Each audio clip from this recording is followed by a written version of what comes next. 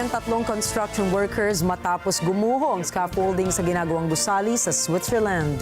Ayon sa lokal na ulat, sugatan ang 8 katao sa nasabing insidente. Mga detalye ng balita, ibabahagi maya-maya.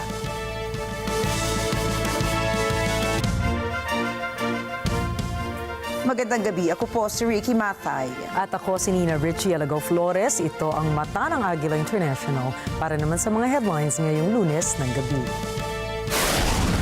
Suspended Mayor Alice Go, hindi pa rin mahanap ng mga tauhan ng Office of the Sergeant at Arms. Pangulong Ferdinand Marcos Jr. at dating Pangulong Rodrigo Duterte parehong kinundena ang tangkang pagpatay kay Donald Trump. Former U.S. President Donald Trump hinikayat ang Estados Unidos na magkaisa. Kumpanyang Alphabet bibilhin ang cybersecurity company na Wiz. And Spanish tennis player Carlos Alcaraz wagi kontra kay Novak Djokovic sa Wimbledon Finals.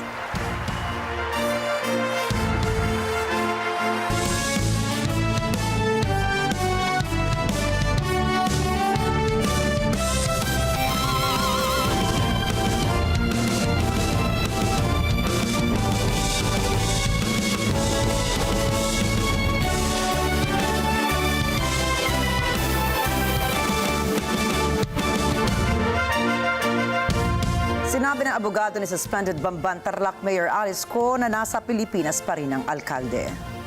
Ito ay sa gitna ng patuloy na pag-locate ng Office of the Sergeant at Arms o OSA ng Senado sa suspended mayor. Sa isang media interview, sinabi ni Attorney Stephen David na nakausap niya ang alkalde pero hindi niya alam kung nasaan siya. Paliwanag ng abogado ni Go, 100% nasa Pilipinas pa rin ang alkalde. Tinukoy ni Attorney David na hindi raw makalalabas si Go dahil may lookout order na nakahain laban sa kanya. Git naman ng abogado, pinayuhan na nito si Go na dumalo sa Senate inquiry pero tumanggi itong daluhan ng nasabing inquiry dahil sa kanyang pisikal at emosyonal na kondisyon matapos matroma sa mga nakaraang hearing. Nitong linggo, inihain na ng OSA ang arrest orders laban sa alkalde at sa 7 iba pa. Lamang accountant ang alkalde na si Nancy Gamong na aresto pa lang. Pinuntahan na ng mga tauhan ng OSA ang mga nakadeklarang ari-arian nito sa farm sa Tarlac at mga bahay nito sa Valenzuela, Quezon City at Bulacan pero hindi natagpuan ng alkalde at ang kanyang mga kapatid. Batay sa records ng Bureau of Immigration, hindi pa nakalalabas ng bansa ang alkalde. Pero may hinalang senador na nagpaaresto sa alkalde na may tumutulong kay Go para makapagtago. Kinundena ni Pangulong Ferdinand Marcos Jr. ang naging karahasan sa gitna ng presidential campaign rally ni former U.S. President Donald Trump. Nakaligtas naman ang dating U.S. President sa naging failed assassination attempt sa kanya sa Butler, Pennsylvania. Sa isang post sa social media, sinabi ng Pangulong, "It is with great relief that we receive the news that former President Donald Trump is fine and well after the attempt to assassinate him. Our thoughts and prayers are with him and his family."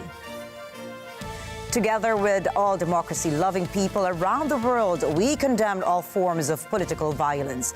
The voice of the people must always remain supreme.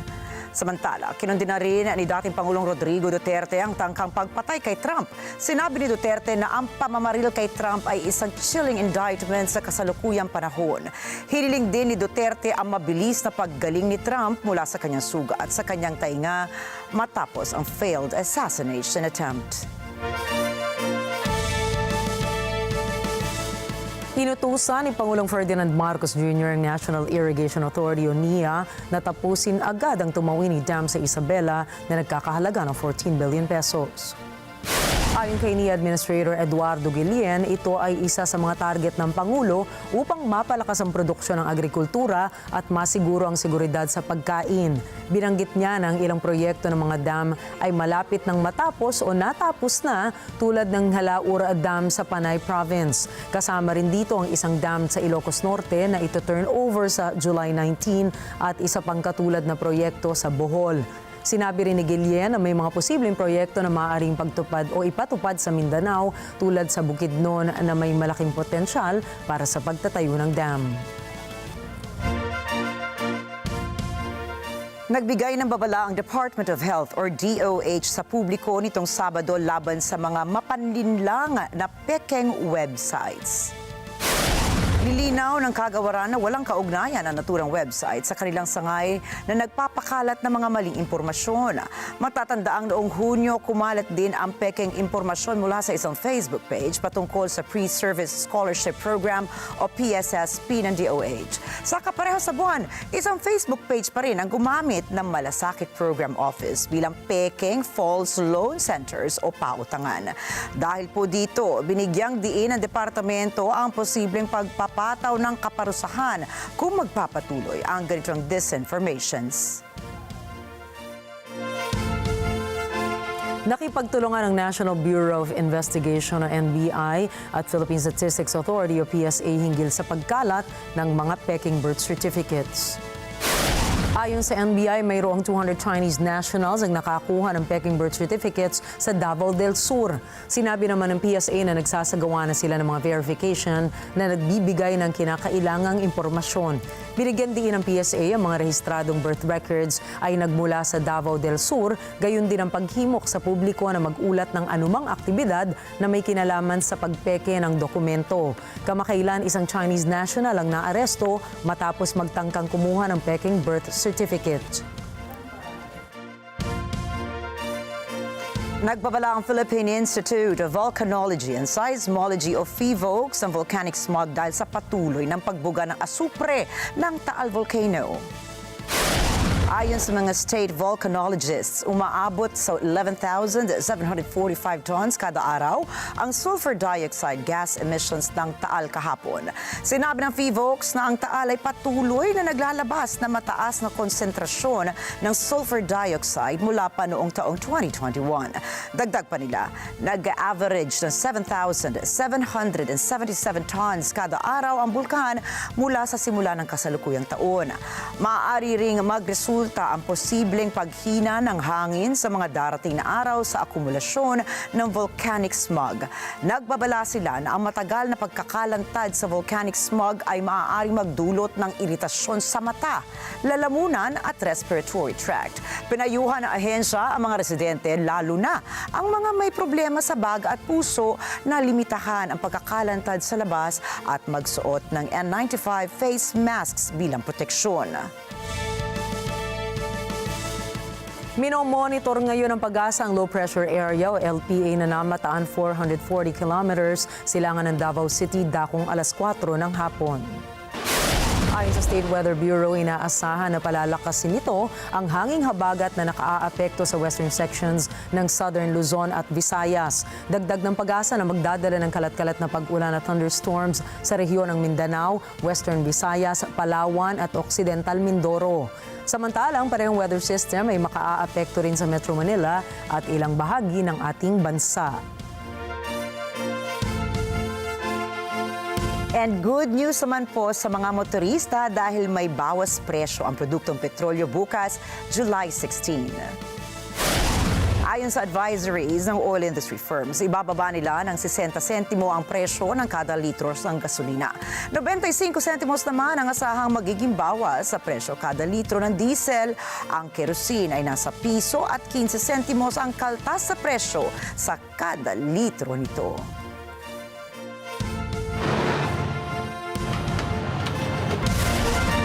Susunod, mga Palestino nanindigan na dapat managot ang Israel sa pag-atake sa Gaza. Biden mananatili sa pagtakbo sa US elections.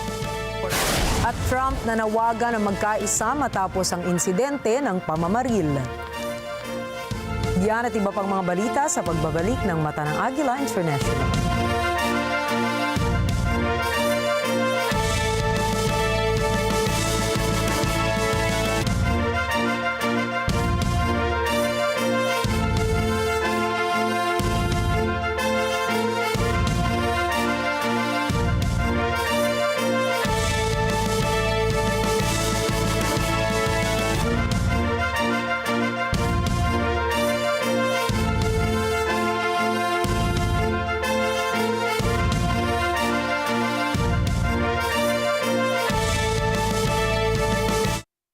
portion is brought to you by 318 Automart.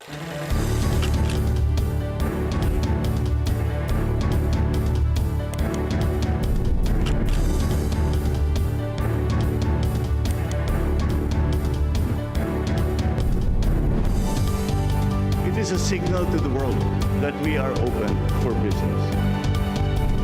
Open for Business with Cesar Vallejos. Every Sunday, 9 p.m.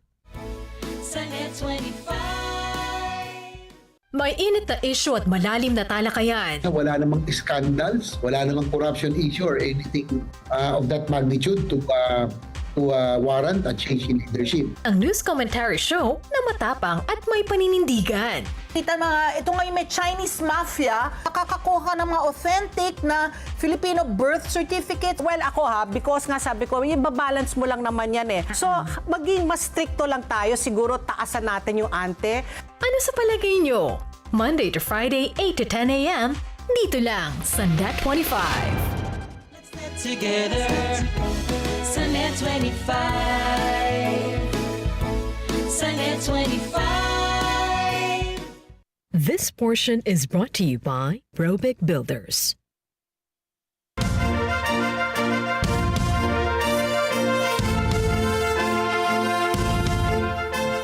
Sinimulan na ng namumunong Communist Party ng China ang tinatawag na Third Plenum noong Lunes.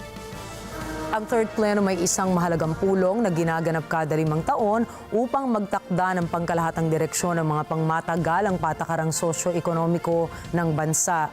Pinulong ng Central Committee ng Communist Party ang plenary session o plenum upang pag-usapan ang isang mahalagang dokumento ng patakaran. Kasama rito ang pagpapalalim ng mga reforma at pagsusulong ng modernisasyon ng China. Ito ang ikatlong pleno mula nang mahalal ang mga miyembro nito noong huling kongreso ng partido noong 2022. Pangungunahan ni President Xi Jinping na pinuno ng Central Committee ang closed-door meeting na magtatagal hanggang Huwebes. Nanawagan si Nobel Laureate Malala Yousafzai sa Pakistan na itigil ang pagde-deport ng Afghans na hindi dokumentado. Anya, ikinababahala niya ang madilim na kinabukasan ng mga kababaihan na nade-deport. Narito pong report ni Rose Papa Angeles. Ayon kay Malala Yousafzai na isang aktivista at awardee ng Nobel Peace Prize noong 2014, nakababahala ang pagpilit ng Pakistan na pabalikin sa Afghanistan ang Afghan refugees. Anya, tunay na nakakabahala ang kalagayan ng mga kababaihan. When I saw Kabul fall to the Taliban, I knew that the future was very dark for women and girls. And we have seen it in the past 3 years, how the Taliban have imposed restrictions on women and girls. And it tells you that the reality that the Afghan women and girls are living in is a systematic oppression, which the Afghan activists are calling a gender apartheid. Sa kabila ng pag-extend ng 1 taon sa pamamalagi ng Afghan refugees na may permit sa Pakistan, sinabi ngayong linggo ng Islamabad na i-deport na nito ang mga migranteng ilegal. Higit sa 600,000 na Afghans ang lumisan ng Pakistan mula noong 1 taon nang iniutos ng Islamabad sa undocumented migrants na umalis o makulong. Ayon sa monitors ng karapatang pantao, yaong mga napabalik sa Afghanistan ay humarap sa persecution mula sa Taliban. Bumalik sa kapangyarihan ang Taliban noong 2021 at napagtupad ng napakahigpit na forma ng Islam. Ipinagbabawal na makapag-aral ang mga batang babae lampas ng elementarya. Gayon din ang pagbabawal sa kababaihan sa mga bagay na pampubliko. It is frustrating that it has been 3 years and still we are seeing that some leaders are not recognizing the fact that this is a systematic oppression of women and girls in Afghanistan. Then we look at events like talks with the Taliban, especially the recent one in Doha, where Afghan women and civil society activists were excluded in the conversation. That shocks me because there the leaders and the UN officials are negotiating with the Taliban and they're making a compromise on the future of women and girls. Kinailangang manirahan ni Malala sa United Kingdom matapos siyang barilin dahil sa paglaban sa Taliban ng Pakistan at nang ipagbawal nito ang edukasyon sa kanyang bayan. Siya ay 15 taong gulang lamang noon. Ayon kay Malala, umaasa siya na bawiin ng Pakistan ang tuntunin nito at maprotektahan ang mga kababaihan, lalo na dahil sa madilim na kinabukasan ng mga ito sa Afghanistan. Ang pag-asa niyang ito ay lampas pa sa bansang Pakistan. And I do hope that more countries are brave enough to step up. And we have heard them so many times give speeches about gender equality and caring about equal rights for women and girls. And they talk about their daughters and they talk about, what future they want for the girls. But the case of Afghanistan is a true test. Rose Papa Angeles, Washington, D.C. para sa mata ng Agila International. Trusted, connected, on point. Suko na ang Libya sa pagtanggap ng mga migranteng nais makatuntong sa Europa. Ayon sa opisyal, hindi nakatanggap-tanggap ang pagdagsa ng libu-libong ilegal na manlalakbay. Narito ang report ni Myla Sumbulan. Ayon sa mga otoridad ng Libya, isa sa 5 dayuhan sa bansa ay hindi dokumentado. Ayon sa mga opisyal, hindi na kaya na bansa ang tumanggap ng mga nais tumawid patungong Europa. Ang Libya ay 300 kilometro mula sa Italy. Ito ay pangunahing departure point para sa mga migrante na karamihan ay mula sa sub-Saharan African countries at nakikipagsapalaran sa papanganib na dagat ng Mediterranean para sa mas magandang buhay sa Europa. Ngunit sa gitna ng aksyon ng European Union na kitili ng irregular migration, marami sa mga migrante ang naiipit sa Libya. Ayon kay Libyan Interior Minister Imad Trabelsi, sa 2.5 milyong mga dayuhan sa bansa, 80% anya ay pumasok ng iligal. Itong anyo ay nakakaapekto sa seguridad ng bansa. تقريبا مش أقل من 2 إلى 2.5 مليون أجنبي مدخول داخل ليبيا وجل أو 70-80% دخلوا عبر الحدود من غير تأشيرات. اللي يتوقع أن ملف الهجرة ملف سياسي أو ملف اجتماعي أو اقتصادي يصنف فيه هذا يعلم مخطئ. هو ملف أمن قومي. Ayon kay Trabelsi, ang Libya na dati daanan lang ng mga migrante ay naging tuluyan na ng mga migranteng walang dokumento. Ito anya ay hindi katanggap-tanggap. Mula sa pagpasok ng taong 2024, may 6,000 migrante na ang pinabalik ng Libya sa tulong ng isang United Nations scheme. Myla Sumbulan para sa mata ng Agila International. Trusted, connected, on point. Malawakang inaasahang mananalo ulit si President Paul Kagame sa botohan ngayon sa Rwanda. Ito ang ika-4 na presidential elections mula nang mamatay ang mahigit 800,000 na katao sa isang genocide sa bansa, 30 taon na ang nakalilipas. Si Kagame ang nanguna sa Rwandan Patriotic Front upang talunin ang mga puwersa ng Hutu extremist at tapusin ang genocide. Dahil din dito, kaya siya ay nahalal bilang Pangulo noong taong 2000 matapos ang pag-resign ni Pastor Bizimungu. Nakuha niya ang mahigit 90% ng boto sa 3 halalan noong 2003, 2010 at 2017. Ngayon, naghahanap si Kagame ng ika-4 na 7 taong termino at haharap sa mga karibal niya noong 2017. Kabilang dito sina Frank Habineza ng Democratic Green Party at si Philippe Mipayimana, isang independent na kandidato. Muling itinalaga si Khadga Prasad Sharma Oli bilang Prime Minister ng Nepal para sa ika-4 na pagkakataon. Ito ay matapos mabuo ang isang koalisyon na pamahalaan sa pagitan ng partido ni Oli na far-left at ng center-left Nepali Congress. Si Prime Minister Oli ay unang nahalal noong 2015 pagkatapos ay muling naging Prime Minister noong 2018 at pansamantalang itinalaga noong 2021. Siya ay kilala sa pagpapanatili ng balanse sa pagitan ng mga kalapit bansang India at China. Bagaman maayos ang relasyon sa parehong bansa, nagsimula nang bumaling ang Nepal sa Beijing upang mabawasan ang pagdepende nito sa New Delhi. Sinabi ng Hamas sa patuloy pa rin ang mga usapin para sa tigil putukan sa Gaza at nasa mabuting kalagayan ng military commander ng grupo na si Mohammed Diyef. Ito ay isang araw matapos targetin ng militar ng Israel si Diyef sa isang malawakang airstrike na ayon sa lokal na opisyal ay pumatay ng hindi bababa sa 90 katao kabilang ang mga bata. Hindi pa rin malinaw ang kalagayan ni Diyef matapos sabihin ni Prime Minister Benjamin Netanyahu ng Israel na wala pa rin ganap na katiyakan na siya ay napatay. Wala ring ibinigay na ebidensya ang Hamas upang patunayan ang kanilang pahayag tungkol sa kalusugan ng isa sa mga pangunahing arkitekto ng pag-atake noong Oktubre 7. Sa kabila ng patuloy na labanan, tinanggihan ng mga Hamas ang ideya na ang mga usapan tungkol sa tigil putukan ay naantala. Subalit, sinabi ng tagapagsalita ng Hamas sa si Jihad Taha na walang duda na makakaapekto ang mga pag-atake ng Israel sa anumang pagsisikap sa anumang negosasyon. Pinapanagot ng Palestinian armed group na Hamas ang Israel sa international community dahil sa karumal-dumal na pang-aabuso sa Tal Al-Hawa, ang kalapit na bayan ng Gaza City. Matapos kasi na lumaya sa mga sundalo ng Israel sa lugar, ay nadiskubre ng mga civil defense ng Gaza ang nasa 60 bangkay. Malinaw niya na ito ay isang uri ng genocide at ethnic cleansing. Marapat anya na gumawa na ng hakbang ang United Nations, International Criminal Court at International Court of Justice para matigil na ang war of extermination na ginagawa ng Israel laban sa Palestine. Patuloy naman ang panawagan ng ilang grupo para sa agarang ceasefire sa pagitan ng Israel at Hamas para tuluyang matigil ang paghihirap at mabawasan ang mga nasasawi.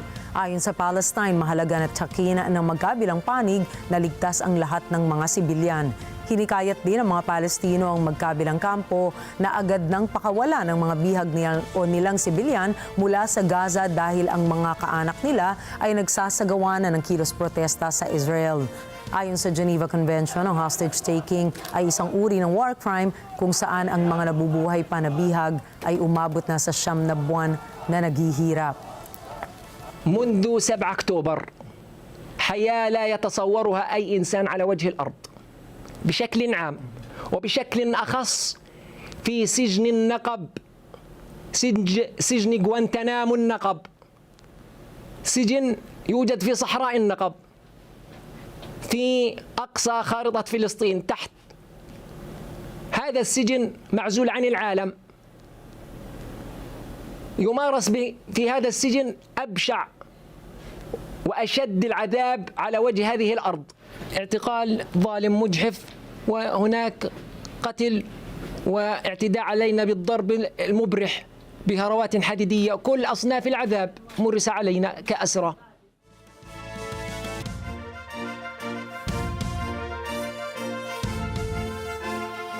Bumalik na kaagad sa pangangampanya si US President Joe Biden noong Biyernes sa kanyang pagpupursiging mauna sa karera ng eleksyon.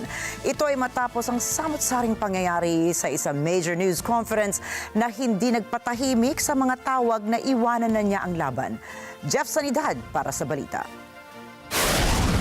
Muling nasa pangangampanya, nagbigay ng talumpati si 81-year-old President Joe Biden na binabanatang muli ang kalabang si Donald Trump sa Detroit, Michigan.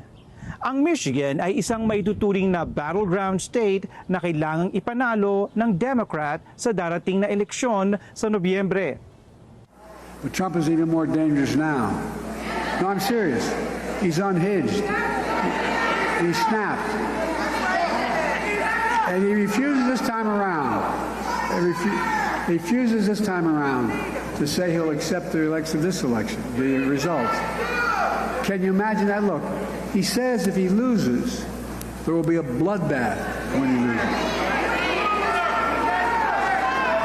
And the United States Supreme Court said there is virtually no limit on the power of a president. Trump said if he wins, he'll be a dictator on day one. He means it, folks. We're not going to let that happen. Over my dead body will happen. Iginiit ni Biden sa isang maselang pagharap sa NATO summit noong Huwebes na tatakbo siyang muli at mananalo. Ito ay sa kabila ng mga pag-aalala ukol sa kanyang edad at kalusugan matapos ang mahinang performance sa debate 2 linggo na ang nakalipas. Subalit iba't ibang pangyayari ang naglalagay sa pagsusuri sa kakayanan ni Biden na mamuno ng isa pang termino. Kasama rito ang pagtawag niya kay Vice President Kamala Harris na Vice President Trump. Ayon sa top Democrat ng House of Representatives Hakeem Jeffries, nakipagkita siya kay Biden sa gitna ng dumaraming miyembro na nais nang pahintuin ito sa kampanya.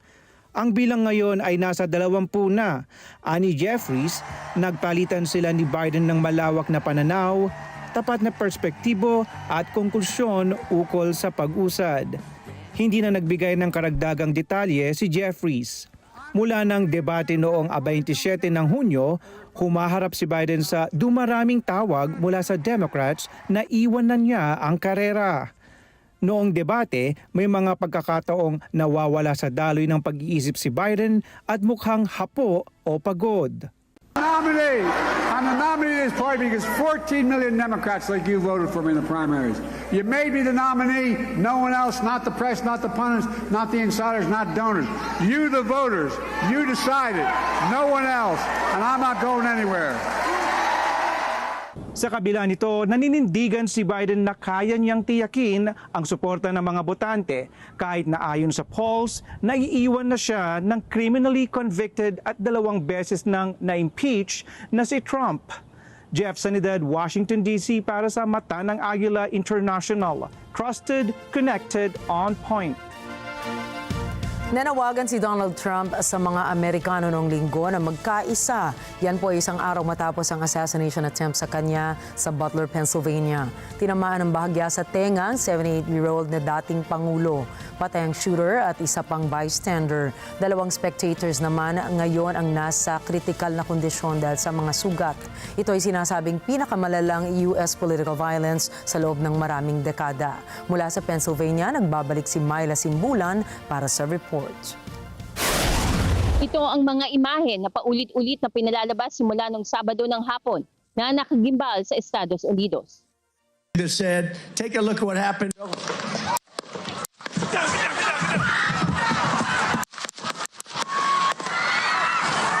Matapos ang pamamaril, nag-post si Donald Trump sa kanyang Truth Social Network na ito na ang pagkakataon na kailangan tumayong nagkakaisa ang bansa.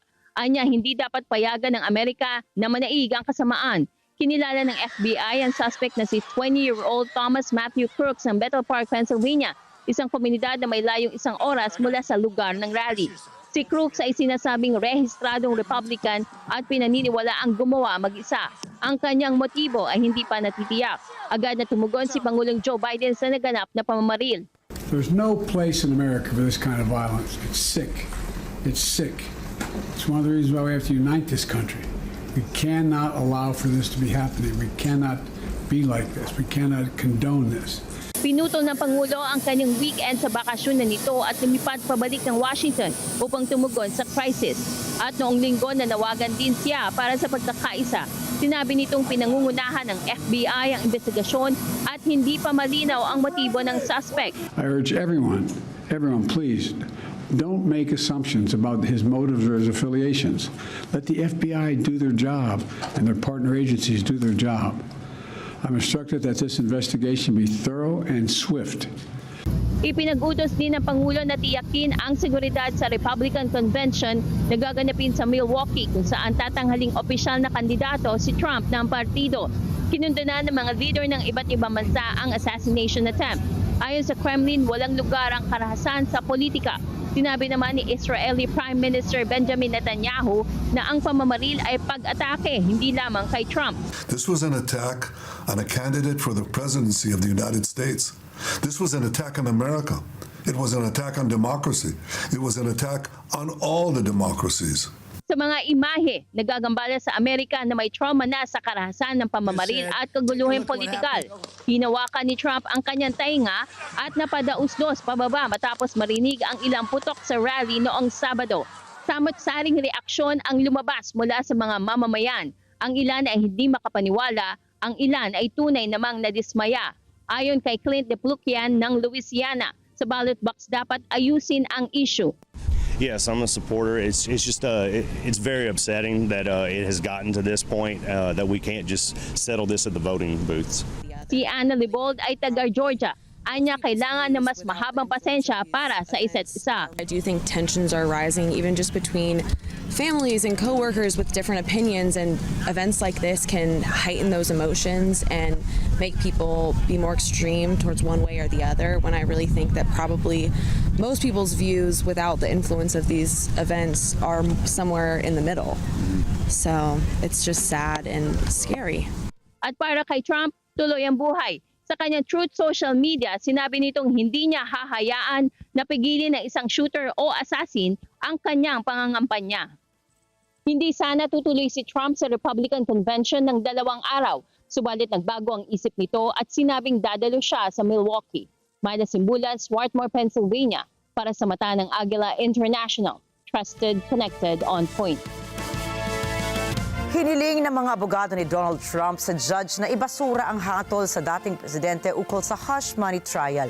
Patay ito anya sa Supreme Court ruling kamakailan na ang dating Pangulo ay may malawak na immunity sa prosekusyon.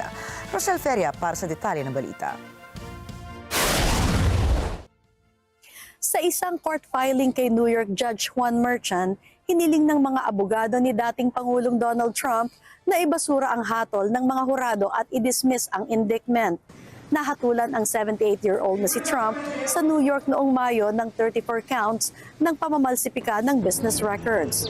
Ito ay upang pagtakpan ang hush money payments na ibinayad kay adult film star Stormy Daniels. Sinabi ni Daniels na nagkaroon siya ng sexual na engkwentro sa real estate tycoon. Binanggit ng mga abogado ni Trump ang landmark Supreme Court ruling nitong buwan na nagsasaad na ang isang presidente ay may tiyak na immunity sa mga aksyong opisyal. Ayon sa kanila, ilan sa mga ebidensyang inilahad ng prosekusyon sa pagdinig ng kaso ay mga aksyon na ginawa ni Trump sa White House, gayon din ang testimonya ng White House aides. Nakaschedule na sintensyahan si Trump sa Huwebes. Ngunit ipinagpaliban ito ni Merchan matapos nga ang Supreme Court ruling. Sinabi ng judge na magpapasya siya sa Trump dismissal motion sa 6 ng Setyembre at ipagpapaliban din ang pagsintensya at kung kailangan sa 18 ng Setyembre. Samantala, sa isa pang court filing, sinabi ni Manhattan Prosecutor Alvin Bragg na hindi siya laban sa pagpapaliban ng sintensya, ngunit naniniwalaan niya siya na ang dismissal arguments ni Trump ay walang merito. Si Trump ang kauna-unahang dating Pangulo ng US na na-convict ng krimen. Humaharap siya sa 4 pang kasong kriminal.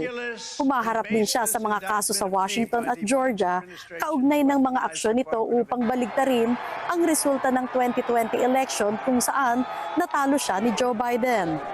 Si Trump ay inaakusahan din sa Florida sa pagsasapeligro ng seguridad ng bansa dahil sa pagtanga ng mga dokumentong top secret matapos niyang lisanin ang White House. Inaasahang si Trump ang formal na i-endorso ng Republican Party bilang nominee para Pangulo sa linggong ito. Ginagawa nito ang lahat upang i-delay ang mga pagdinig hanggang matapos ang eleksyon sa Nobyembre. Rosel Feria, Washington DC para sa Mata ng Agila International. Trusted, connected, on point. Susunod, pasahero sa pagbagsak ng bus Nepal, pinaniniwala ang patay na. Mga pasahero sa American Airlines nagkagulo dahil sa battery fire.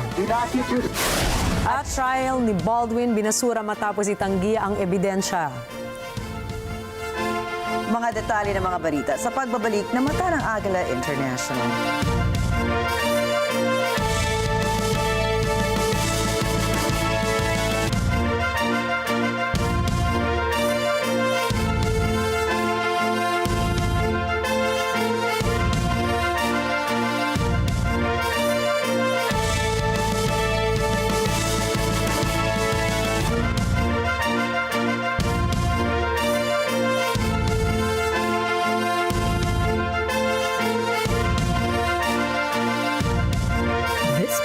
Is brought to you by North Luzon Express Terminal.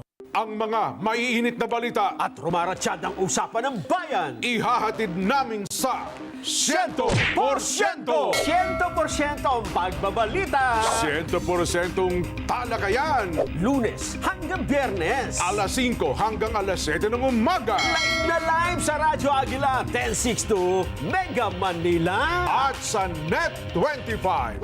100%! Sa Net 25, let's get together. Sa Net 25.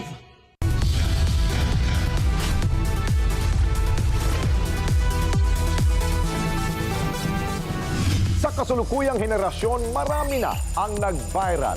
Dahil po yan sa kanilang ginagawang pagtulong sa kapwa. Pero mas marami ang tumutulong kahit walang nakakakita. Kaya naman kung ikaw ay may kilala na grupo o individual na may natatanging pagresponde sa lipunan, At maging sa kalikasan, mag-text lamang sa 0915-415-1035 o mag-email sa responde@net25.com at magpadala ng mensahe sa ating Facebook page at Net25TV. Baka kayo na ang susunod nating Certified Key Responder. Let's get together sa Net25. Sa Net25. Mars! Narinig mo na ba yung latest? Yung mga anak daw ng mag-asawang May at Ever, hindi mautusan.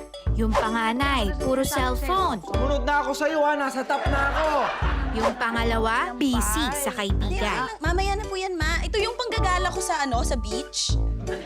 At yung bunso, nako, palpak. Di pa po ako tapos, Papa. Ay nako, wala naman nakikinig sa akin dito. Ewan ko ba kung bakit ang hilig mag-utos sa mga magulang nila. Gusto mo din ba malaman? Inutusan mo ako. Ever? Mahilig ako kumunin doon. Di sabay-sabay nating abangan sa Sabado, alas 7 ng gabi. Dito lang yan sa Net25. Nasisanti po ako. Ayun na nga, sabi. Bakit ka naman, Nay? Anong klaseng labang ginawa mo dyan sa mga damit ko?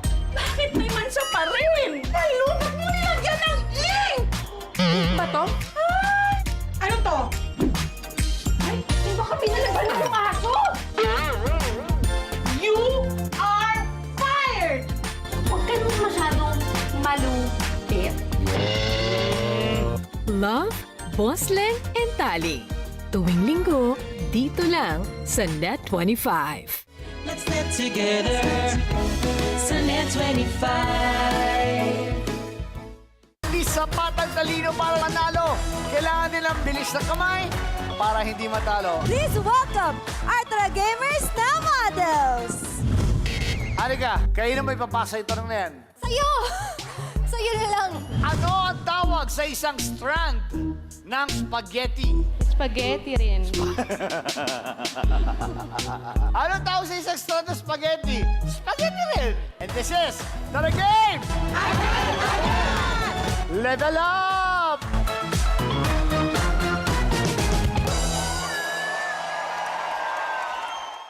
Let's get together sa Net25.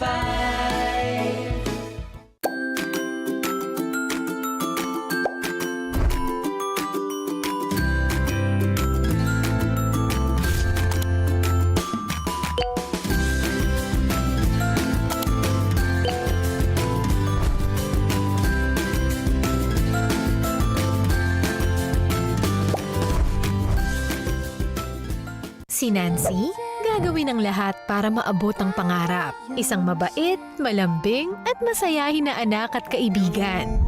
At si Andy, serious at suplado, pero malambot ang puso.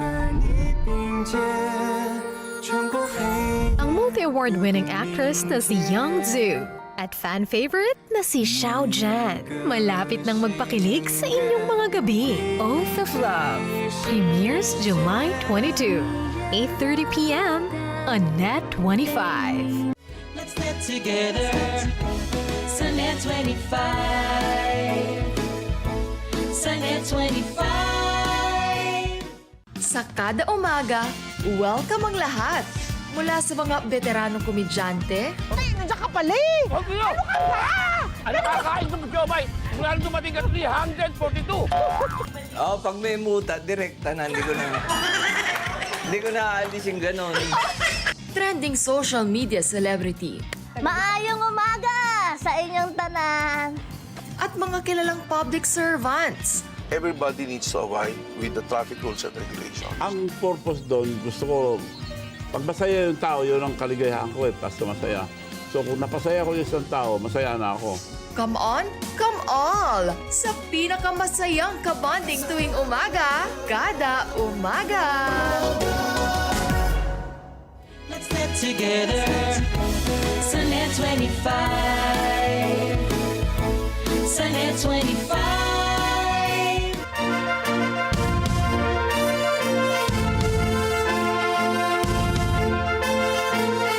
Nagsumite ang Pilipinas ng formal na kahilingan sa United Nations Commission on the Limits of the Continental Shelf or UNCLCS upang kilalanin nito ang extent o lawak ng undersea continental seabed ng Pilipinas sa West Philippine Sea.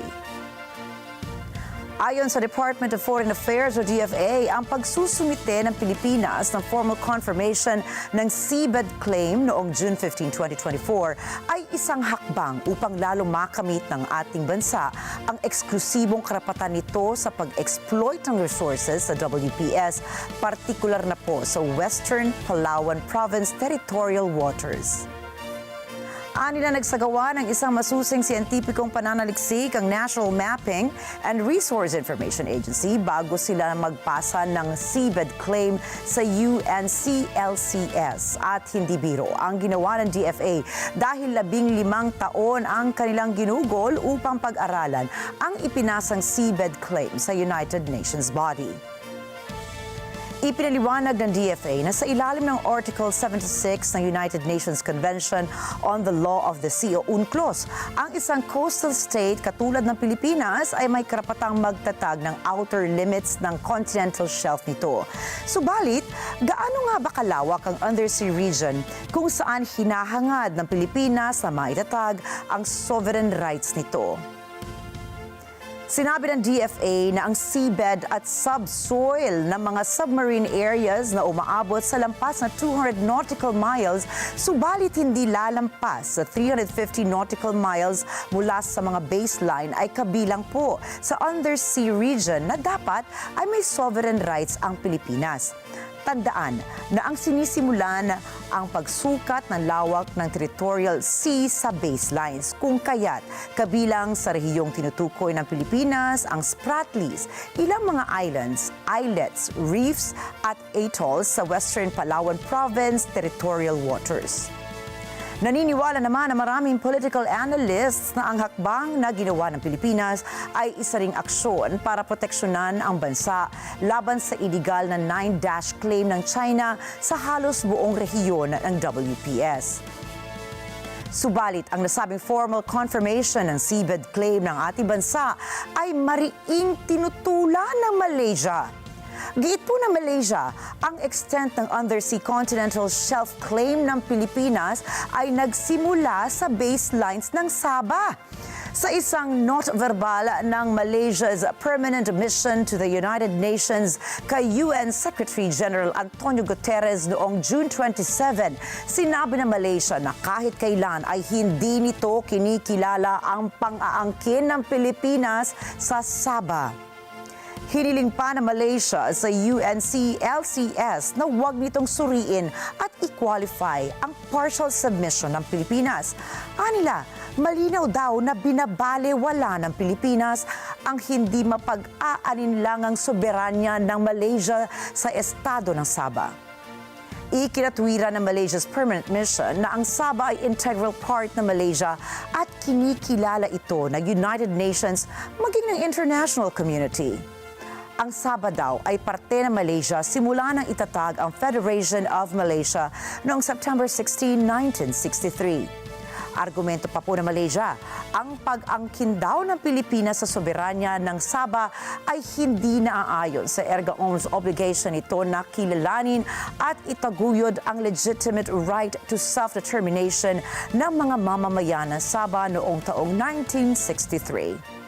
Samantala, umaasa si Malaysian Foreign Minister Datuk Seri Muhammad Hassan na ang muling pagbangon ng Sabah dispute sa pagitan ng Pilipinas at Malaysia ay hindi makakaapekto sa relasyong diplomatiko ng dalawang bansa. Anya, dapat ay hayaan ang isyong ito na mapagpasyahan sa international level. Binanggit pa ni Malaysian Foreign Minister Muhammad na baka mauwi ang usaping Sabah disputes sa International Court. Subalit anya, ang Malaysia ay isang bansang may soberanya at walang sino man na ang maaari magsabi na ang isang rehiyon nito ay kabilang sa bansa ng iba. Sinabi naman ni dating Foreign Affairs Secretary Teodoro Locsin Jr. na hindi tatalikuran ng Pilipinas ang territorial claim nito sa Sabah. Iyan ay kahit may mga nag-alok na noon ng malalaking halaga sa Pilipinas upang kalimutan na nito ang Sabah dispute.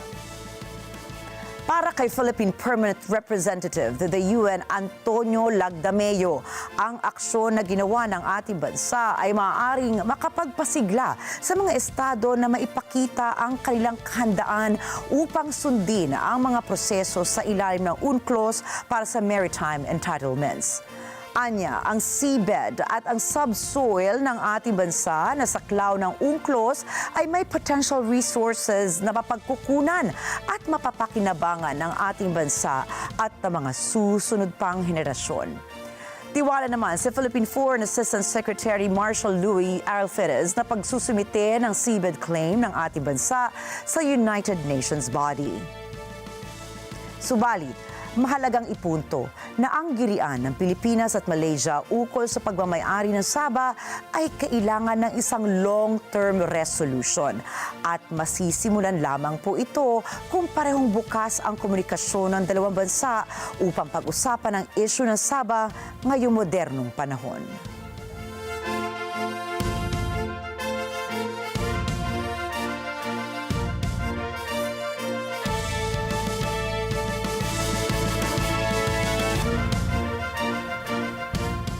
Patay ang 3 construction workers matapos gumuho ang scaffolding sa ginagawang gusali sa Switzerland.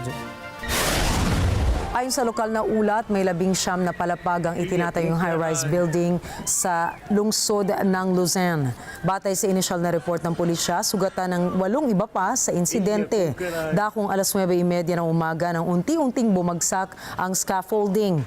Paliwanag ng pulisya, nagkaapekto ang masamang lagay ng panahon sa pagguho ng scaffolding. Batay sa investigasyon, nahulog ang freight elevator mula sa ika-13 palapag at nabagsakan ng scaffolding sa katuluyang gumuho ito.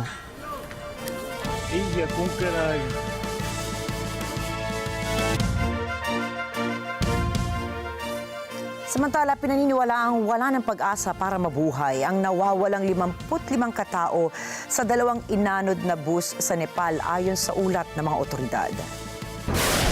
Naganap ang insidente sa Sichuan District kung saan may 7 katawan ang natagpuan. Unang sinimulan ang paghahanap noong July 12 matapos ang naganap na landslide sa nasabing lugar. Subalit, ikinatatakot ng pulisya ng Sichuan District posibleng wala na pong nakaligtas. Sinabi ni Senior Police Besh Raj Rijal na walang tsansa na may mahanap pa silang survivor sa nasabing insidente. Mula rito ay hiniling na lamang ng mga kaanak ng mga biktima na ma-recover kahit ang bangkay ng kanilang mga mahal sa buhay.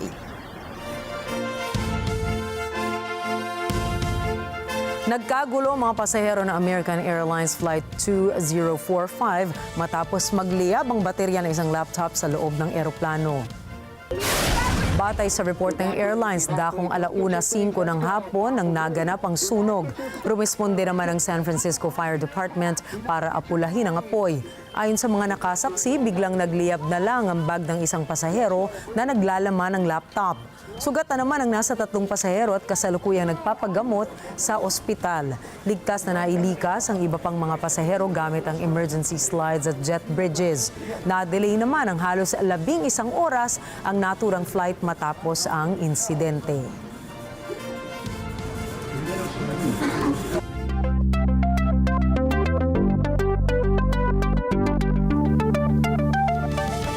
Bibilhin ni Google parent Alphabet ang cybersecurity startup na Wiz sa halagang $23 billion. Ito ay bilang pinakamataas na acquisition na ginawa ng tech giant. Ayon sa Alphabet, kasalukuyang pinag-uusapan ng 2 kumpanya ang negosasyon para sa deal. Sa ilalim po ng kasunduan, popondohan ng Alphabet ang Wiz para mag-provide ng cloud-based cybersecurity solutions kontra sa real-time threats ng mga artificial intelligence. Taong 2023, nakapag-generate ng halos $350 million worth of revenue ang Wiz. Hindi naman sinabi ng 2 kumpanya kung kailan sisimula ng naturang deal.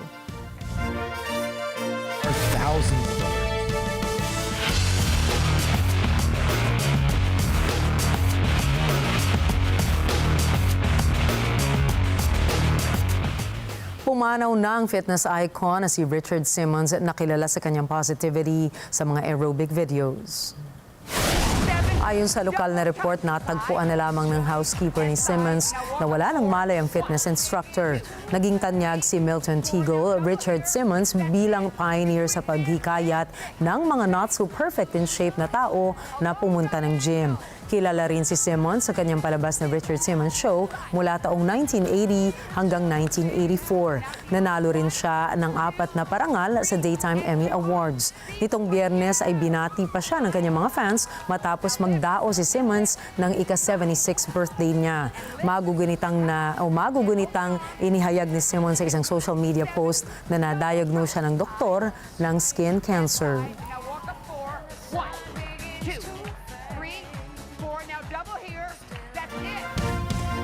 Samantala, nasungkit ni Alcaraz ang kanyang unang titulo sa Wimbledon noong nakaraang taon. Para naman kay Djokovic, ito ang ika-5 pagkakataon sa kanyang karera na natalo sa championship. Nagbigay ng pasasalamat ang mga manlalaro kay Princess Kate dahil para sa kanila, isa itong pribilehiyo na makasamang muli ang prinsesa at makitang nasa mabuting kalagayan. Ikinatuwa ng publiko ang pagdalo ni Princess Kate na Wales sa Wimbledon Men's Championship. Dumalo ang prinsesa sa England Club para sa Wimbledon Men's Finals at iginawad ng prinsesa ang tropeyo kay Carlos Alcaraz bilang kampiyon matapos ang championship sa England. Sinalubong siya ng mga tao ng standing ovation bilang asawa ng tagapagmana ng trono na si Prince William nang dumating sa Royal Box sa Center Court upang panoorin ang tagumpay ni Alcaraz laban kay Novak Djokovic. Nagpakita si Princess Kate ng Wales sa ikalawang pagkakataon mula nang ipahayag sa publiko na siya ay na-diagnose sa sakit na cancer.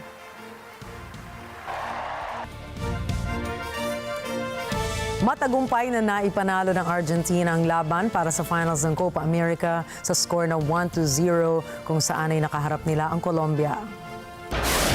Nabangko sa kasagsagan ng laro ang player na si Lionel Messi. Ito ay matapos lumala ng kanyang injury sa right ankle. Sa kabila nito ay hindi natinag ang Argentina na makuha ang championship nang makapagbitaw ng goal ang manlalaro na si Lautaro Martinez. Nakipaghabulan pa si Martinez nang ipasa sa kanya ang bola kay Leonardo Paredes na pilit na inaagaw ng kabilang koponan. Kasunod nito ay matagumpay ang pagdepensa ni Martinez sa bola laban sa manlalaro ng Colombia na si Carlos Cuesta. Nadagdagan naman ng ilang minuto ang oras ng Argentina nang makascore ulit si Martinez na siyang naging daan sa pagkapanalo. Samantala, tumagal ang laban ng 1 oras at 22 minuto. Ito ay matapos magkagulo ng mga manonood sa nasa Hard Rock Stadium.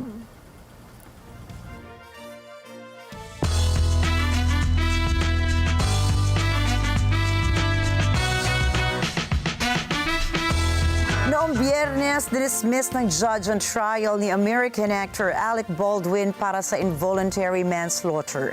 Ito ay dahil anya sa suppression of evidence and prosecution at ng state investigators kaugnay ng pagkamatay ng cinematographer ng pelikulang Rust. Michelle Versonilla para sa karagdagang detalye. Ayon sa home na duminig sa paglilitis kay Alec Baldwin sa Santa Fe, New Mexico na si Judge Mary Morlo Summer, hindi ibinahagi ng police at prosecution sa depensa ng mga balang kaugnay sa pagkamatay ni cinematographer Halina Hutchins na maaaring makatulong sa kaso ng nasasakdal. Napaiyak ang Hollywood A-lister nang mabilis na ibinasura ng judge ang kaso laban dito. Kung nagtuloy ito at napatunayang may sala, maaaring makulong si Baldwin ng 18 buwan. Ayon kay Summer, ang pagtatanggi ng estado sa impormasyon ay sinasadya. Kung hindi anya ito aangat sa antas ng tinatawag na bad faith, ito ay napakalapit at nagpapakita ng matinding prejudice. Dagdag ng hukom, ito ay highly prejudicial kay Baldwin. Noong October 2021, hawak ni Baldwin ang isang baril sa direksyon ni Hutchins habang nag-iensayo para sa pelikula. Pumutok ang baril at tinamaan si Hutchins na ikinamatay nito at ikinasugat naman ng direktor. Sinabi ng abogado ni Baldwin na si Alex Espiro na hindi responsibilidad ng aktor na suriin ang baril at hindi rin ito alam na may lamang tunay na bala ang baril. Ngunit ang kaso ng depensa ay humilig na malaki sa paglalagay ng duda sa investigasyon ng pulis. Michelle Verzonilla para sa mata ng Agila International, Trusted, Connected, On Point. Inaabangan ng mga Blooms ang pagpunta ng P-pop girl group na BINI sa KCON Los Angeles. Ito ay matapos nilang mapabilang sa lineup na inilabas. Nakatakdang ganapin ang KCON Los Angeles sa July 14 na dadaluhan ang iba't ibang tanyag na international artists. Kasunod nito ay ibinahagi ng mga miyembro ng BINI sa kanilang social media accounts ang pagkatuwa na makasali sa international event. Ginaganap kada taon ang KCON na pinangungunahan ng isa sa bigating South Korean entertainment na C&M. Layunin ng pagtitipon na ito na maabot ng K-pop ang mas malawak na mga manonood at fans na nasa iba't ibang dako ng mundo. Ayon sa KCON USA ay binubuo ang lineup ng ENHYPEN, Jo Yuri, NMIX, TWS, Shiny Taemin, Hyolyn, Jeon, Somi, NCT 127, Zico, Stacy at marami pang iba. Samantala, kinabibilangan ng P-pop Nation's girl group na BINI ng mga miyembro na si Joanna, Maloy, Stacy, Aya, Colette, Gwen, Mika at Sheena.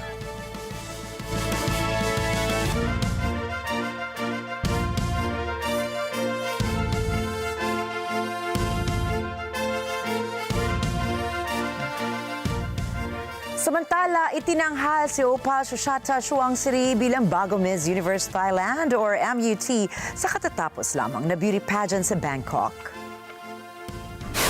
Nagwagi si Miss Bangkok sa nasabing pageant laban sa 39 na iba pang naglaban-laban para sa titulo. Sa edad na 16, naoperahan na ang beauty queen sa dibdib at simula noon ay nabuo ang kanyang advokasya patungkol sa breast cancer awareness. Agaw atensyon naman ang evening gown na isinuot nito sa final night na gawa mismo ng Filipino designer na si Rian Fernandez. Ayon sa designer, sumisimbolo ang ribbon sa gown para sa mga babaeng nakaranas at patuloy na lumalaban sa breast cancer. Matatandaang noong taong 2022 ay una nang sumali si Shuangsiri sa MUT, subalit bigo itong masungkit ang corona.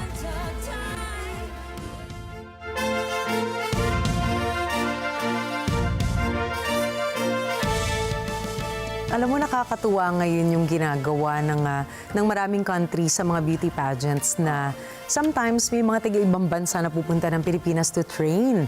Kasi mataas ang paniniwala nila na pag nag-train ka sa Philippines, sipin mo yan ha. Pag nag-train ka sa Philippines, magandang ibang level ng training yon. And then, the fact na local designer natin yung nagpa-gown kay Miss Thailand, di ba nakaka-proud din? Oo. Actually, marami na tayong designers, no, na nagde-design din, nagbibihis din, tama na sa term, di ba? Nagbibihis sa mga contestants, even sa mga Miss Universe, international pageants. And sabi nga nila, di ba, correct me if I'm wrong, Nina, di ba, once a beauty queen naman, always a beauty queen, di ba? Pero sabi nga nila, dalawang bansa daw talaga sa Asia yung talagang naglalabanan, Thailand and the Philippines. So, tignan mo naman. Nakakatuwa na kahit paano, there was a collaboration with the MUT and our Filipino designer. Kasi talaga namang pag pinagsama-sama mo yung mga matitinding forces, alam mo na magiging outcome yan, di ba? It really empowers the candidate at tumataas naman talaga yung chance na makapasok sila sa semis. Okay. Nakaabangan natin talaga ang magiging istorya ni si kaabang-abang. Ayan. Dahil marami rin siyang fans, Nina, no? Totoo. Pero makakalaban niya syempre ang Pilipinas. Pero tingnan natin kung anong magaganap. Tama. Parehong maganda. Naku, mahirap yan. Tanungin natin si Alma kung sino ang bet niya. Subalit tandaan, narito po kami para maghatid ng balita sa amang dako ng mundo. Muli ako po si Ricky Matay. At ako naman si Nina Richie Alagaw Flores. Ito pa rin ang mata ng Agila International. Para sa mga balitang nangyari sa iba't ibang panig ng mundo, punta naman tayo kay Alma Angeles para sa Net 25 World News. Take it away, Alma.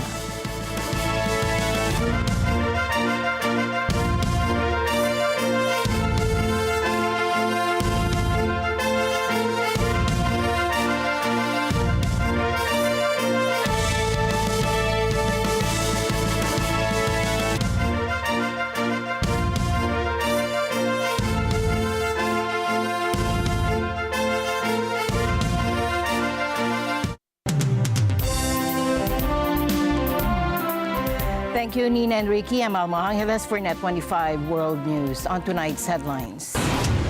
Following a weekend assassination attempt, Donald Trump returns to the campaign trail as the star of the Republican National Convention, with the focus potentially shifting from policy to security. Will he be able to fire up the base as intended?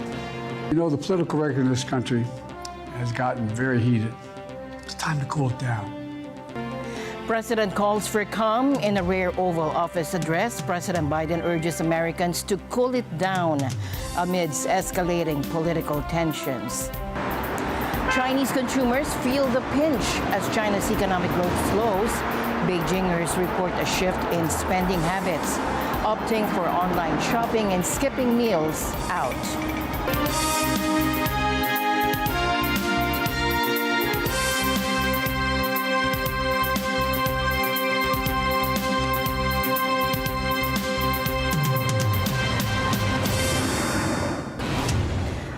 Donald Trump returns to the campaign trail as the star of the Republican National Convention in Milwaukee, a gathering meant to fire up the grassroots that has instead been overshadowed by the weekend attempt on his life. The 78-year-old former president is carrying Republican hopes into November's election, and days after an assassin's bullets flew by him, is set to be anointed as the party's champion to face his Democratic successor, Joe Biden. Some 50,000 Republicans are descending on the shores of Lake Michigan for the 4-day celebration of all things Trump, culminating in his acceptance speech on Thursday. Now, before that, perhaps as soon as Monday today, Trump will unveil his vice presidential pick, a high-stakes moment that could set the tone for the final stretch of his campaign. And yet the Trump shooting is really the only story in town. Much of the buzz around the made-for-TV convention moments has been eclipsed by the fallout from Saturday's assassination attempt at a rally in Pennsylvania in which Trump was wounded and one attendee died. There was talk of a postponement of the convention, but Trump has insisted that the show must go on, vowing to be defiant in the face of wickedness. Riding high in the polls despite a cascade of indictments and his first conviction, the tycoon appears on course for victory as Biden, 81, faces calls for his own side, from his own side, to quit the race over concerns around his mental capabilities. And former U.S. President Donald Trump became the first sitting or former president to be shot since President Ronald Reagan survived an assassination attempt over 40 years ago. And this incident has heightened concerns that the already intense 2024 presidential race could spiral into unprecedented political violence. Yesterday, at approximately 6:08 p.m. local time, Trump was addressing a campaign rally in Butler, Pennsylvania, about 33 miles from Pittsburgh, when shots were fired. Trump was speaking on illegal immigration when gunfire interrupted his speech. As he tried to continue, 4 more shots rang out. Trump clutched his right ear and shouts of "Get down" echoed through the crowd, followed by a 5th and 6th shot. Trump collapsed, and within seconds, a group of Secret Service agents surrounded him. Additional shots were fired as more agents rushed to the stage. A woman screamed as heavily armed law enforcement officers moved in 22 seconds after the shooting began. The Secret Service swiftly moved the visibly injured former president, who had blood on his ear and face. Now Trump raised his fist to the crowd, who responded with chants of "USA, USA," before he was quickly transported away in an SUV. President Trump got out, he had some blood on his face. And I don't know if that was from the Secret Service tackling him, or I don't know what that was from. Now, the rally was secured by heavily armed security forces and remains an active crime scene. Both the alleged shooter and a Trump supporter were killed. I heard the shots. I thought it was firecrackers to begin with. Somebody over there was screaming, "He's been shot, he's been shot." So I made my way over. I said, "I'm an emergency department physician. Let me help you." The guy had spun around and was jammed between the benches. He had a headshot here. There was lots of blood, and he had brain matter there. And so I got him. There's a helicopter coming in to get him. I got people there really helpful. I got Was there only one person shot that you saw? Then I did CPR, did chest compressions as well as I breathed for him. Know that at this time we have no reason to believe that there is any other existing threat out there. We are doing everything we can to make sure that this is thoroughly investigated, and that if there is any information developed that anyone else was involved, that between PSP and the FBI, that will very quickly be followed up on. Authorities are collaborating with federal, state, and local agencies to investigate the incident. Although the shooter has not been publicly identified, the FBI is close to confirming their identity. This evening we had what we're calling an assassination attempt against our former president, Donald Trump. It's still an active crime scene. As I mentioned, we have a number of agents on scene. We also are working closely with other federal agencies, our state partners, and our local police partners as well. Around 8:42 p.m. local time, Trump shared his account of the incident on Truth Social, stating that a bullet had grazed the upper part of his right ear. He was examined at a nearby medical facility, discharged, and returned to his golf club in Bedminster, New Jersey. His campaign released a statement saying he was doing well. The FBI identified the shooter as 20-year-old Thomas Matthew Crooks of Bethel Park, Pennsylvania, who was shot and killed by the Secret Service seconds after opening fire.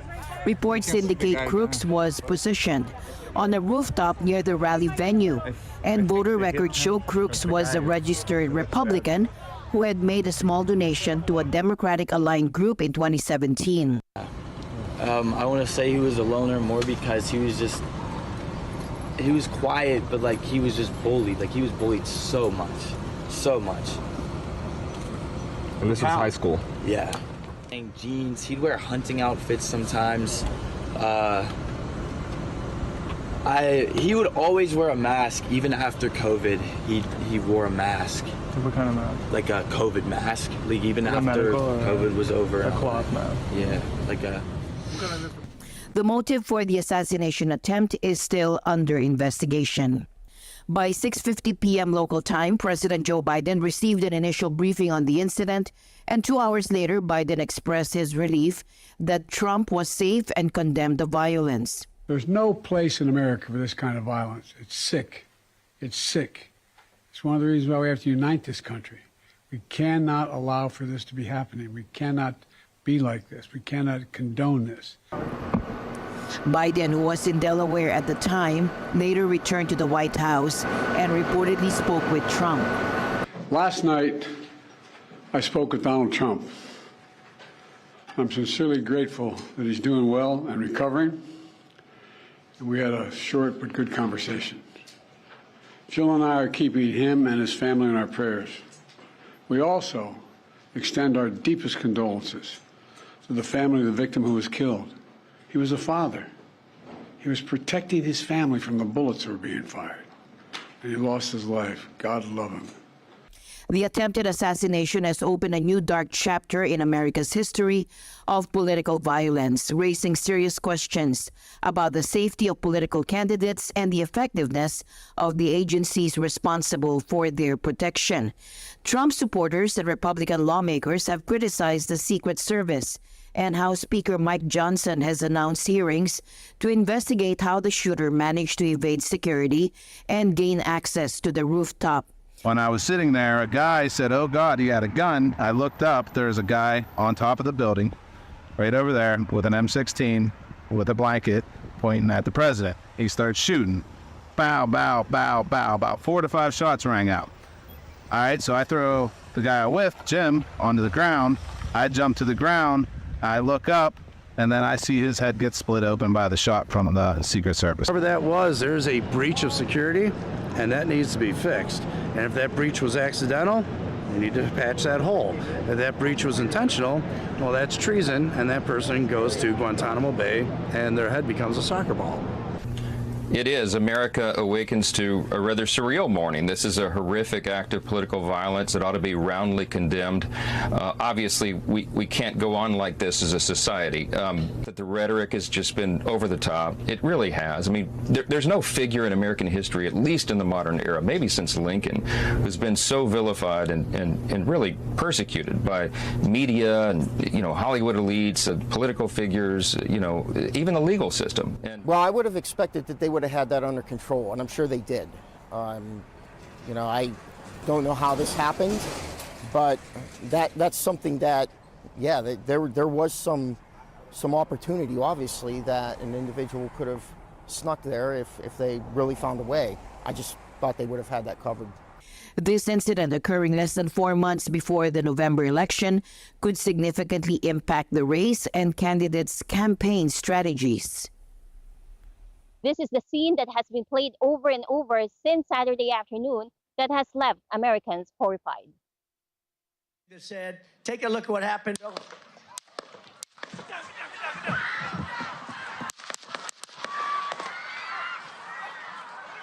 Following the shooting, Donald Trump wrote on his Truth social network, "In this moment, it is more important than ever that we stand united."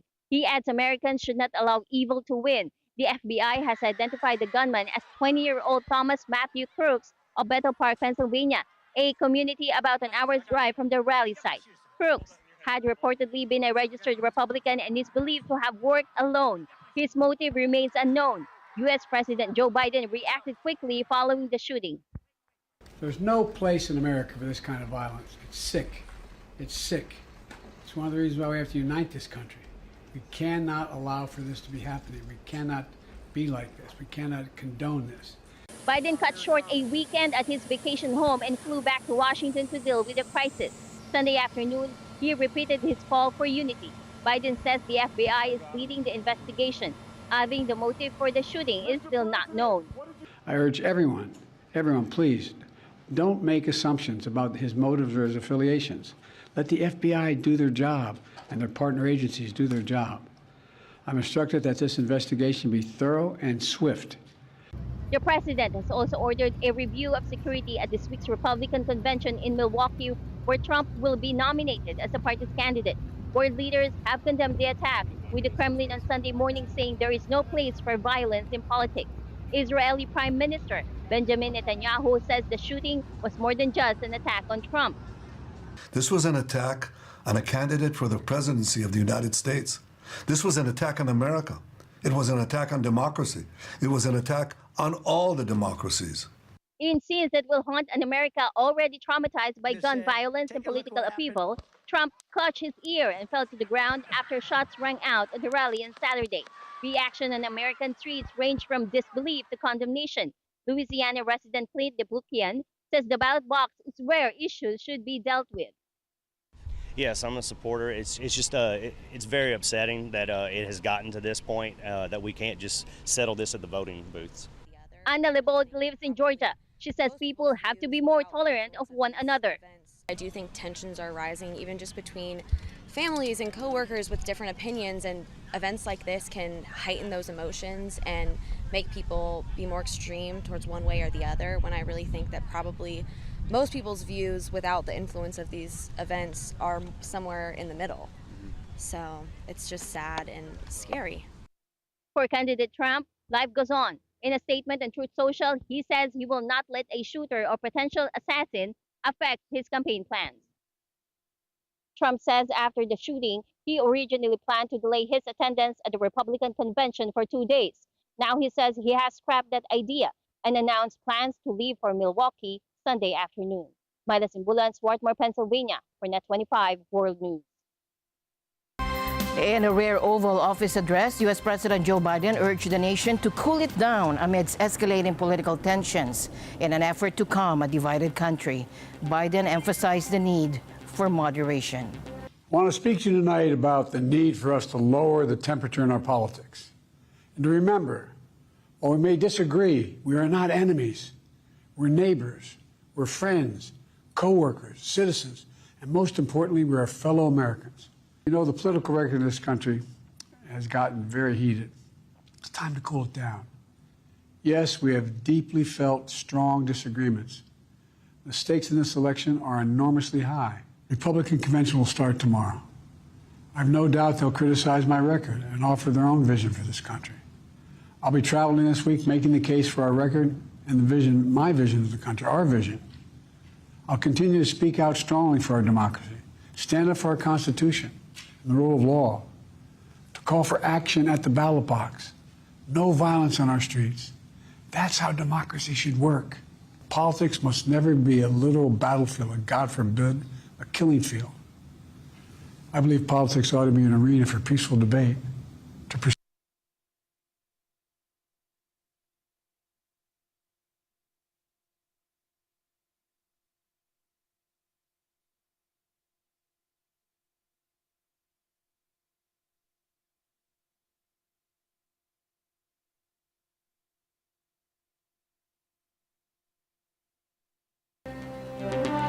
The image of a bloodied candidate, his fist raised in defiance after surviving an assassination attempt, has left an indelible image in the minds of American voters.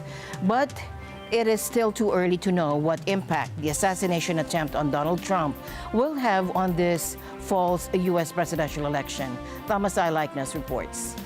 It's likely in the short term, the political rhetoric will be toned down. At least that's the opinion of University of Michigan political analyst Aaron Call. Hard to predict long term, but in the immediate time frame, there's just going to be kind of less, I think, partisan political rancor, much more ramped up security, and just a different media focus and narrative other than what we've seen in the last few weeks that have mostly centered around President Biden. Now it's back squarely to Trump. A number of Republicans on social media have blamed left-wing extremists for Saturday's attack on Trump. And they say the fiery language has to stop. What they don't mention is that Trump himself has been spouting a lot of that vitriol in a campaign that centers around retribution for those he believes have wronged him. Interestingly, in the hours following the shooting, Trump has taken the high ground. On Sunday, he called for Americans to stand together in not allowing evil to win. How long the calm will last is anyone's guess. For their part, the Democrats have pulled attack ads targeting Trump, and Call says for President Joe Biden, at least for now, the attention is being taken off him and focusing instead on Trump. In some ways, this is going to end the very negative news cycle that had to deal with President Biden's negative performance at the debate and whether he has the age and stamina to serve for a second term. So all the Democratic calls for him to step aside and everything surrounding that is going to disappear. Security is something else that will change. On Sunday, Biden says he'll do what it takes to keep Trump safe. Mr. Trump, as a former president and nominee of the Republican Party, already receives a heightened level of security. And I've been consistent in my direction to the Secret Service to provide him with every resource, capability, and protective measure necessary to ensure his continued safety. Biden also ordered a review of security at this week's Republican convention in Milwaukee. Yes, we are fully prepared and have a comprehensive security plan in place, and we're ready to go. So as Mayor Johnson and Chief mentioned, this is a national special security event. That designation is the highest level of security designation that the federal government can determine. So we are confident in these security plans that are in place for this event, and we're ready to go. It's been an 18-month process. We've worked together over that 18 months to develop operational security plans for any and all aspects of security related to this event. The future of Trump's rallies, a mainstay of his campaign, is also uncertain. And so there's still a lot to be known about the accused shooter and who they are and what their motives are. But a very close, highly contested election that was already a big issue that is only going to become more rabid. And so now the next several months until the election in November are going to get that much more sensitive and everyone's going to be on pins and needles until the actual election happens and the votes are counted. Security officials would probably like to scrap large events. They're a logistical nightmare to secure. But whether the candidate will listen to them is questionable. The rallies are unlikely to disappear, but could evolve into smaller, tightly controlled events. As all of this plays out, For American voters and observers around the world, the lead-up to the U.S. election will be interesting. Thomas I. Likeness, Net 25 World News. Now, I had an opportunity to speak with our North American correspondent Thomas I. Likeness about the recent attack on former President Donald Trump, and we discussed the potential impact of the shooting on Trump's support base and how his campaign is responding to the incident. Thomas, do you think the recent shooting will lead to an increase in support for Trump? Thank you, Elma, and good evening. You know, that's somewhat of a tricky question because even people who detest Trump don't wish any harm upon him, and certainly not death at an assassin's hands. So there may be somewhat of a sympathy vote from some of the undecideds in the beginning, but observers say that will probably wane over the next couple of months. It's still early. And as we've seen so far this year, a lot can happen in a campaign. We've had 3 major events now. There's been Trump's criminal conviction.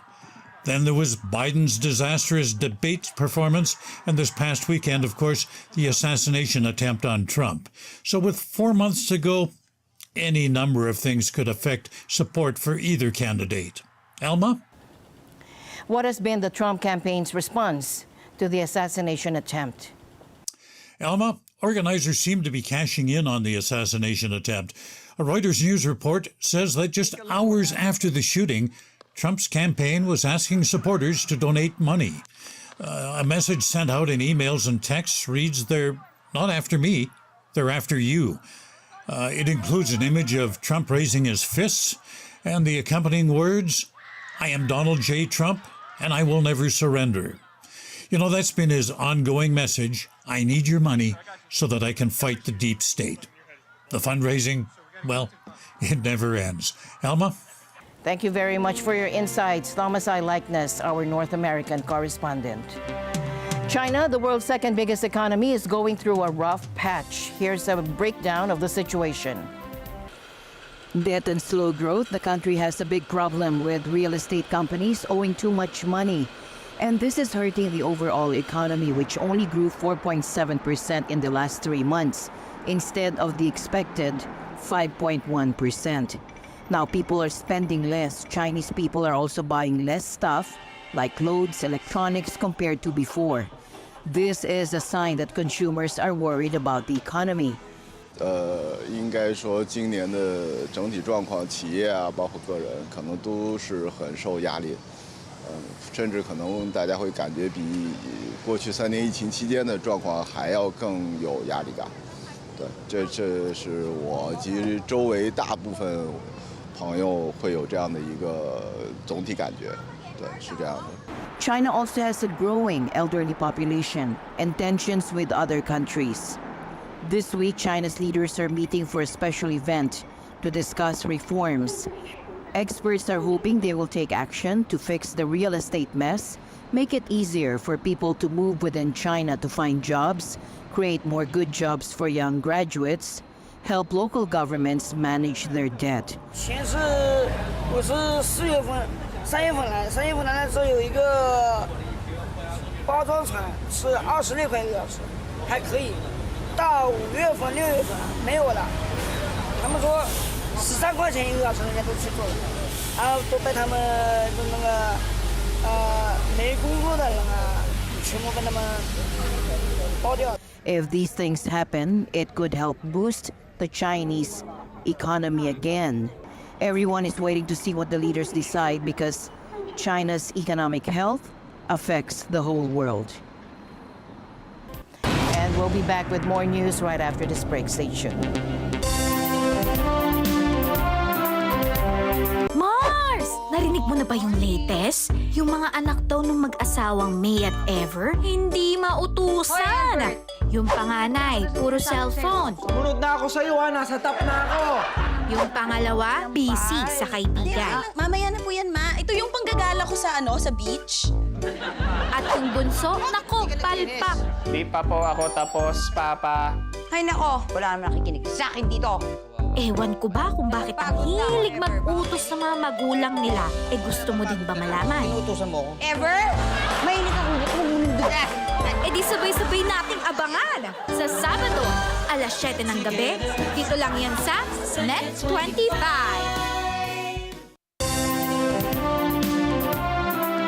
A controversial UK-Rwanda deal to send migrants for asylum processing is off. The new UK government wants a £320 million refund. But Rwanda says they built promised housing and kept their end of the bargain. Now, who walks away empty-handed? We'll have the details from Sarah Alcantara. Rwanda and the UK under the previous conservative government of Rishi Sunak had a deal to send illegal immigrants to Rwanda for asylum processing. Rwanda would house them and potentially become their host nation. This aimed to deter immigration to the UK. However, the plan never took off due to legal hurdles and a change in UK leadership. The new Labour government, led by Keir Starmer, scrapped the deal. Look, the Rwanda scheme was dead and buried before it started. It's never been a deterrent. Look at the numbers that have come over in the first 6 and a bit months of this year. They're record numbers. That is the problem that we are inheriting. It has never acted as a deterrent, almost the opposite, because everybody has worked out, particularly the gangs that run this, that the chance of ever going to Rwanda was so slim, less than 1%. That it was never a deterrent. The chances were of not going and not being processed and staying here, therefore, in paid-for accommodation for a very, very long time. It's had the complete opposite effect. And I'm not prepared to continue with gimmicks that don't act as a deterrent. The bigger issue, the UK spent a whopping £320 million or $400 million on the deal without deporting a single migrant. This money funded infrastructure in Rwanda, including housing inspected by former UK Home Secretary Suella Braverman. We saw at the end of last year people dying on the Channel in their ill-fated attempt to get to the UK. So the compassionate thing to do and the humanitarian thing to do is find another solution. And that's why I believe, just as the Minister has just said, that there is a real opportunity here to resettle people in safe and secure environments where they can lead a prosperous and healthy life. Understandably, she is not pleased about the plan being scrapped. Now, the UK wants its money back, but Rwanda says the deal is terminated by the UK, not them. They argue they delivered on their end. The infrastructure is built, and since migrants aren't coming, Rwandans will use the housing. They see no reason for a refund. Rwanda emerges from this deal with valuable infrastructure built with British funds. This outcome could be seen as a significant gain for the African nation, while London is left with a hefty bill and no solution to its immigration concerns. Reporting from London, United Kingdom, this is Sarah Alcantara for Net25 World News. Back to you, Alma. And to close tonight, as France celebrates Bastille Day with a dazzling fireworks display at the Eiffel Tower, a reminder that the Paris 2024 Summer Olympics are just around the corner. Take a look.